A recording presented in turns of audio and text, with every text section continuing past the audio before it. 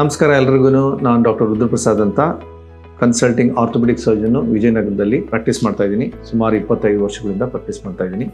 ಇವತ್ತು ನಾನು ನಿಮಗೆ ಸಾಮಾನ್ಯವಾಗಿ ವಯಸ್ಸಾದವರಲ್ಲಿ ಬರೋ ಕೀಲು ಮೂಳೆ ತೊಂದರೆಗಳ ಬಗ್ಗೆ ಹೇಳ್ತೀನಿ. ಕಾಮನೆಸ್ಟ್ ಆಗಿ ನಿಮ್ಮ ಮನೇಲಿ ಯಾರಿಗಾರು ಕೇಳಿರ್ಬೋದು, ಅಕ್ಕಪಕ್ಕದ ಮನೇಲಿ ಕೇಳಿರ್ಬೋದು, ಏನಪ್ಪ ಕಾಮನ್ ಆಗಿ ಬರುತ್ತೆ ಅಂತಂದರೆ ಮಂಡಿ ನೋವು. ಎಲ್ಲರಿಗೂ ಸಾಮಾನ್ಯವಾದ ಪ್ರಾಬ್ಲಮ್ ಇದೆ. ಒಂದು 50-60 ವರ್ಷ ಆದಮೇಲೆ ಸ್ಪೆಷಲಿ ಸ್ವಲ್ಪ ಸ್ಥೂಲಕಾಯವಾಗಿದ್ದರೆ, ಅಂದರೆ ಒಬಿಸಿಟಿ ಅಂತ ಏನು ಹೇಳ್ತೀವಿ, ಬಾಡಿ ಮಾಸ್ ಇಂಡೆಕ್ಸ್ ಅಂತ ಏನು ಹೇಳ್ತೀವಿ, ಅದು ಸ್ವಲ್ಪ ಜಾಸ್ತಿ ಇದ್ದಾಗ, ಅಥವಾ ಅನುವಂಶೀಯವಾಗಿ ಅಂದರೆ ತಂದೆ ತಾಯಿಗೋ ಅಥವಾ ಅತ್ತೆ ಮಾವಂದಿರಿಗೋ ಯಾರಿಗೋ ಒಂದು ಮಂಡಿ ಪ್ರಾಬ್ಲಮ್ ಇದ್ದಾಗ ಅದು ಜೆನೆಟಿಕಲಿ ಕೂಡ ನಮಗೂ ಬರೋ ಚಾನ್ಸಸ್ ಇರುತ್ತೆ. ಸೊ ಇದನ್ನು ಏನು ಮಾಡ್ತೀವಿ, ಹೇಗೆ ಟ್ರೀಟ್ ಮಾಡಬೇಕು? ಮೋಸ್ಟ್ ಆಫ್ ದ ಟೈಮ್ ಬಹಳಷ್ಟು ಸಮಯ ಇದನ್ನು ನಾವು ಹೀಗೇ ಟ್ರೀಟ್ ಮಾಡ್ಬೋದು. ಅದರಲ್ಲೇನು ಸಾಮಾನ್ಯವಾಗಿ ಅದಕ್ಕೆ ಸಣ್ಣ ಪುಟ್ಟ ವ್ಯಾಯಾಮಗಳು ಹೇಳ್ಕೊಡ್ತೀವಿ. ನಮ್ಮಲ್ಲಿ ನಮ್ಮ ಇಂಡಿಯನ್ ಅಭ್ಯಾಸದಲ್ಲಿ ಕೆಳಗಡೆ ಚಕ್ಕಮಟ್ಲ ಹಾಕೊಂಡು ಕೂತು ರೂಢಿ, ಅದನ್ನು ಸ್ವಲ್ಪ ಅವಾಯ್ಡ್ ಮಾಡಲಿಕ್ಕೆ ಹೇಳ್ತೀವಿ. ಮತ್ತು ಮಿಕ್ಕಿದ್ದು ಮನೇಲೇ ಮಾಡೋವಂಥ ರೆಮಿಡೀಸ್ ಇರ್ತದೆ. ಮನೆಯಲ್ಲಿ ಸಿಂಪಲ್ ಹಾಟ್ ವಾಟರ್ ಫರ್ಮೆಂಟೇಷನ್ ಅಂತೀವಿ, ಬಿಸಿ ಬೆಚ್ಚಗಿರೋ ಶಾಖ ಕೊಡೋದು, ಉಪ್ಪಿನ ಶಾಖ ಕೊಡೋದು. ಆಮೇಲೆ ಕೆಲವು ಈ ಸ್ನಾಯುಗಳಿಗೆ, ಮಂಡಿನ ಸಪೋರ್ಟ್ ಮಾಡೋವಂಥ ಸ್ನಾಯುಗಳಿಗೆ ಕೆಲವು ವ್ಯಾಯಾಮಗಳು ಹೇಳ್ಕೊಡ್ತೀವಿ. ಇವಿಷ್ಟು ಮಾಡ್ಕೊಂಡು ಜೊತೆಗೆ ಸ್ವಲ್ಪ ಸಪ್ಲಿಮೆಂಟ್ಸ್ ಅಂತ ಹೇಳ್ತೀವಿ. ಅಂದರೆ ಕೆಲವು ಟ್ಯಾಬ್ಲೆಟ್ಸ್ಗಳ ರೂಪದಲ್ಲಿ ಔಷಧಿಗಳಿದ್ದಾವೆ, ಅವನ್ನ ತೊಗೋಬೋದು. ಅಂದರೆ ಈ ಔಷಧಿಗಳಂದರೆ ನಾನು ನೋವಿನ ಮಾತ್ರ ಬಗ್ಗೆ ಹೇಳ್ತಾ ಇಲ್ಲ, ಬೇರೆ ಸಪ್ಲಿಮೆಂಟ್ಸ್ ಇರ್ತದೆ. ಬೈ ಚಾನ್ಸ್ ಅವ್ರಿಗೆ ಏನಾದ್ರು ಕ್ಯಾಲ್ಶಿಯಂ ಕಡಿಮೆ ಇರ್ಬೋದು, ವಿಟಮಿನ್ ಡಿ ಕಡಿಮೆ ಇರ್ಬೋದು, ಅಥವಾ ಜನರಲ್ ವಿಟಮಿನ್ಸ್ ಇರ್ಬೋದು. ಈ ರೀತಿಯಲ್ಲೂ ಕೂಡ ಇದನ್ನು ಒಂದು ಮಟ್ಟಕ್ಕೆ ಟ್ರೀಟ್ ಮಾಡ್ಬೋದು. ಅಂದರೆ ಎಲ್ಲರಿಗೂ ಮಂಡಿ ಸೌದಾಕ್ಷಣಕ್ಕೆ ಏನು ಎಲ್ಲರನ್ನೂ ಆಪ್ರೇಷನ್ಗೆ ಹೋಗಬೇಕು ಅಂತ ಏನಿಲ್ಲ. ಬಟ್ ಅದರಲ್ಲಿ ಕೆಲವರು ಅಂದರೆ ವಯಸ್ಸಾಗ್ತಾ ಆಗ್ತಾ ಯಾರಿಗೆ ಮನೆ ಒಳಗಡೆನೂ ನಡೆಯೋಕ್ಕೆ ಭಾಳ ಕಷ್ಟ ಆಗುತ್ತೆ, ಅಂಥವ್ರಿಗೆ ಶಸ್ತ್ರಚಿಕಿತ್ಸೆ ಅಗತ್ಯ ಇದೆ. ಆ್ಯಂಡ್ ಫಾರ್ಚುನೇಟ್ಲಿ ಈಗಿನ ನಾವು ಇರೋ ಸಮಯದಲ್ಲಿ ಒಳ್ಳೊಳ್ಳೆ ಆಪ್ರೇಷನ್ಸ್ಗಳು ಬಂದಿದ್ದಾವೆ. ಅದಕ್ಕೆ ಟೋಟಲ್ ನೀ ರಿಪ್ಲೇಸ್ಮೆಂಟ್ ಅಂತ ಹೇಳ್ತೀವಿ, ಅಥವಾ ಪೂರ್ತಿಯಾಗಿ ಕೃತಕವಾಗಿ ಮಂಡಿನ ಬದಲಾಯಿಸೋದು ಅಂಥೇಳಿ.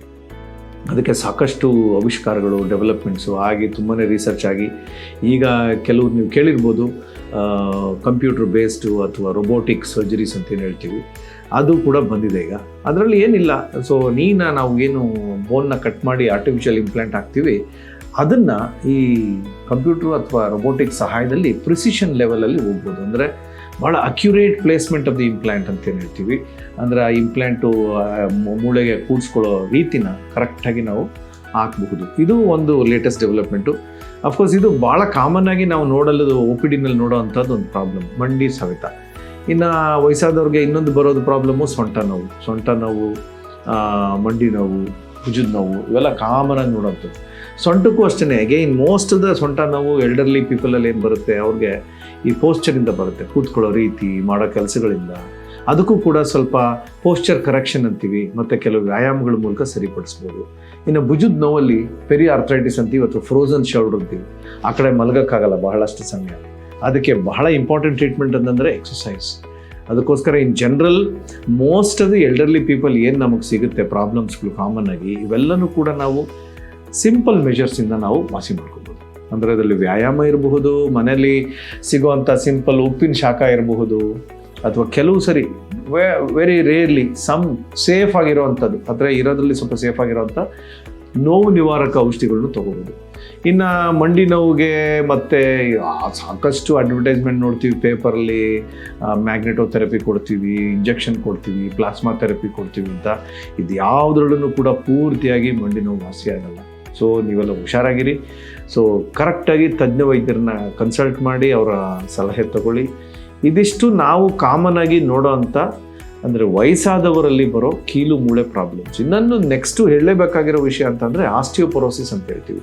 ಸಾಮಾನ್ಯವಾಗಿ ಹೆಂಗಸರಲ್ಲಿ ಎಸ್ಪೆಷಲಿ ಪೀರಿಯಡ್ಸ್ ಎಲ್ಲ ನಿಂತ ಮೇಲೆ 45-56 ವರ್ಷಗಳಾದಮೇಲೆ ಹೆಚ್ಚಾಗಿ ಯಾರು ಫಿಸಿಕಲಿ ಅಂದರೆ ದೈಹಿಕವಾಗಿ ಯಾರು ಚಟುವಟಿಕೆಯಾಗಿ ಇರಲ್ಲ ಅಂಥ ಹೆಂಗಸರಲ್ಲಿ ಕೂಡ ಈ ಆಸ್ಟಿಯೋಪೊರೋಸಿಸ್ ಕಾಯಿಲೆಗೆ ಕಾರಣುತ್ತೆ. ಏನಿದು ಆಸ್ಟಿಯೋಪೊರೋಸಿಸ್ ಅಂದರೆ ಈ ಮೂಳೆ ಮೃದುತ್ವ ಆಗುವಂಥದ್ದು, ಅಂದರೆ ಮೂಳೆ ಒಳಗಡೆ ಟೊಳ್ಳುತನ ಬರುವಂಥದ್ದು, ಅಥವಾ ಅದರಲ್ಲಿ ಡೆನ್ಸಿಟಿ ಇಲ್ಲದೆ ಇರೋವಂಥದ್ದು. ಇದರಿಂದ ಇದೊಂಥರ ನಮಗೆ ಡಯಾಬಿಟಿಸ್ ಥರ ಸೈಲೆಂಟ್ ಕಿಲ್ಲರ್ ಅಂತೀವಿ ಆರ್ಥೋಪೆಡಿಕ್ಸಲ್ಲಿ. ಏನಪ್ಪ ಏನಂತೀವಿ ಅಂತಂದರೆ, ಮೂಳೆ ಯಾವಾಗ ಟೊಳ್ಳಾಗುತ್ತೆ, ಸಣ್ಣ ಪುಟ್ಟ ಬಿದ್ದರೂ ಕೂಡ ದೊಡ್ಡದಾಗಿ ಫ್ರ್ಯಾಕ್ಚರ್ ಆಗುತ್ತೆ. ಅದರಲ್ಲಿ ಕಾಮನ್ ಆಗಿ ಟೊಂಕದ ಮೂಳೆ, ಹಿಪ್ ಜಾಯಿಂಟು, ಮತ್ತು ರಿಸ್ಟ್ ಜಾಯಿಂಟು, ಮಣಿಕಟ್ಟು ಹತ್ರ, ಮತ್ತು ಬೆನ್ನು ಮೂಳೆಗಳು ಮುರಿತವೆ. ಸೊ ಅದನ್ನು ಪೂರ್ತಿ ನಾವು ಇದು ಪ್ರಿವೆಂಟಬಲ್, ಅಂದರೆ ತಡೆಯಬಹುದಾದಂಥ ಒಂದು ಕಾಯಿಲೆಗಳು ಇವೆಲ್ಲ. ಆಸ್ಟಿಯೋಪೊರೋಸಿಸ್ ಹೇಗೆ ತಡೀತೀರಾ? ಒಳ್ಳೆ ಅಭ್ಯಾಸ ಇಟ್ಕೋಬೇಕು. ಚಟುವಟಿಕೆ ಆಗಿರಬೇಕು, ಪ್ರತಿದಿನ ವ್ಯಾಯಾಮ ಮಾಡಬೇಕು. ಎಸ್ಪೆಷಲಿ ನಡಿಗೆ, walking is the best exercise. ಸ್ವಲ್ಪ ಸೂರ್ಯನ ಶಾಖ ಮೈಮೇಲೆ ಬೀಳೋದು ಮಾಡ್ಕೋಬೇಕು. ನಾವು ತಗೊಳ್ಳೋ ಪದಾರ್ಥಗಳಲ್ಲಿ ಸ್ವಲ್ಪ ಲವಣಾಂಶ, ಕ್ಯಾಲ್ಶಿಯಂ ಇವೆಲ್ಲ ಚೆನ್ನಾಗಿರಬೇಕು. ಇವಿಷ್ಟು ಒಂದು ಸಂಕ್ಷಿಪ್ತವಾದ ವಿವರ ನಿಮಗೆ ಇಷ್ಟು ಸಮಯದಲ್ಲಿ ಹೇಳ್ಕೊಟ್ಟಿದ್ದೀನಿ. ಹೋಪ್ ನಿಮ್ಗೆಲ್ಲರಿಗೂ ಇಷ್ಟ ಆಯಿತು ಅನ್ಕೋತೀನಿ. ಧನ್ಯವಾದಗಳು.